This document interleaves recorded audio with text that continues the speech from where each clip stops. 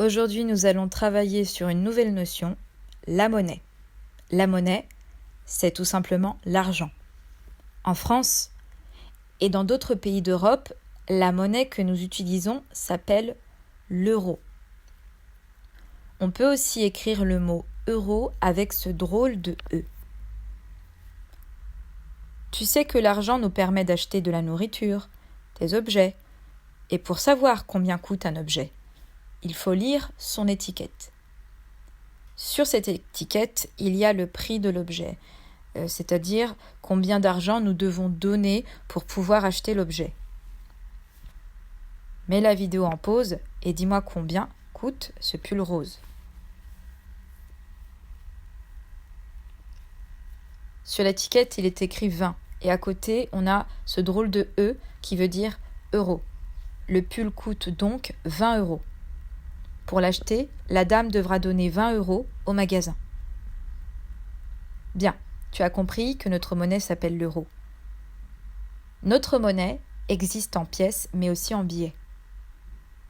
Mets la vidéo en pause et essaye de dessiner très rapidement les pièces et les billets que tu connais.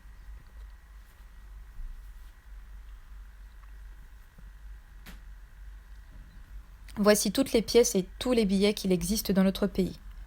Tu peux demander à tes parents de t'en montrer quelques-uns. Comme ça, tu pourras regarder les nombres inscrits dessus, ainsi que les dessins.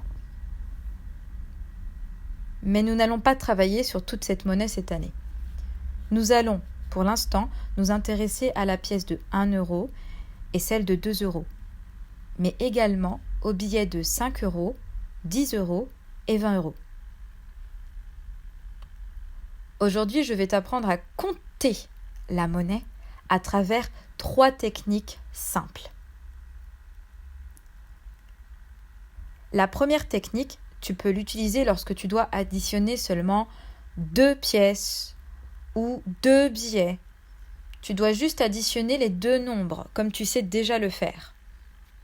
Par exemple, j'ai 2 pièces de 1 euro. Je fais donc 1 euro plus 1 euro, c'est égal à 2 euros. Même chose pour 2 billets. Si j'ai un billet de 10 euros et un billet de 5 euros, on fait 10 plus 5 et c'est égal à 15 euros. Même chose pour un billet et une pièce. Si j'ai un billet de 20 euros et une pièce de 2 euros, on fait 20 plus 2 et c'est égal à 22 euros. Maintenant, mets la vidéo en pause et réalise le premier exercice en utilisant cette technique.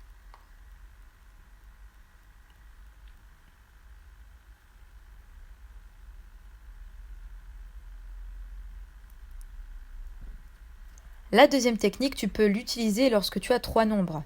Par exemple, 3 billets, 3 pièces, 2 billets et une pièce, etc.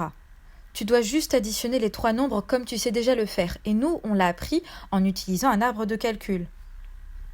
Par exemple, si j'ai un billet de 20 euros, un billet de 5 euros et une pièce de 1 euro, je fais mon arbre. Tout d'abord, je descends le 20. J'additionne le 5 et le 1, ce qui fait 6. Puis je fais 20 plus 6, ce qui est égal à 26 euros. Maintenant, mets la vidéo en pause et réalise le deuxième exercice en utilisant cette technique.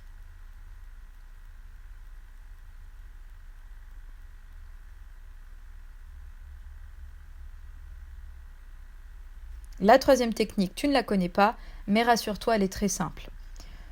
Tu dois l'utiliser lorsque tu ne peux pas faire une addition simple ou un arbre de calcul.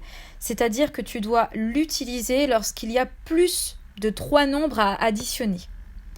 Par exemple, je dois compter toutes ces pièces. Comme il y en a beaucoup, ma technique c'est la suivante. Je vais dessiner des points sous chaque pièce. 1 point sous les pièces de 1 euro, 2 points sous les pièces de 2 euros. Et à la fin, c'est très simple. Je compte tous les points en n'oubliant pas de barrer les pièces à chaque fois. Ici, il y a 8 points, donc il y a 8 euros. Maintenant, mets la vidéo en pause et réalise le troisième exercice en utilisant cette technique.